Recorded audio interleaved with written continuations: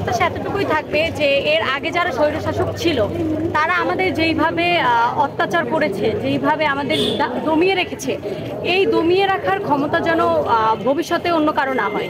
আমাদের প্রত্যাশা এতটুকুই থাকবে যে এখানে একটা সুষ্ঠু সুন্দর বাংলাদেশ গড়ার প্রত্যাশা সবার প্রথম। আমরা চাই এখানে দুর্নীতিমুক্ত একটা বাংলাদেশ, আমরা চাই ধর্মনিরপেক্ষ একটা বাংলাদেশ, আমরা চাই যে এখানে জাতি ধর্ম বর্ণ নির্বিশেষে একটা সুষ্ঠু সমাজ গড়ে আমরা সামনের দিকে আগাতে পারি। একটা উন্নয়নের যে একটা ধাপ, প্রতি ধাপে যেন আমরা সফল হয়ে সামনের দিকে আগাতে পারি।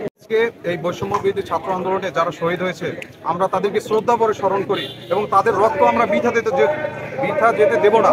যে কারণে তারা আজকে রক্ত দিয়েছে, আমরা আজকে এই ছাত্র সমাজ, আমরা এই যে সকল সংস্কার এই দেশে প্রয়োজন, আমরা সকল সংস্কারে ছাত্র সমাজ এই রাষ্ট্রের সাথে থাকব এবং সকল সংস্কারে আমাদের যা যা করণীয় আমরা করব।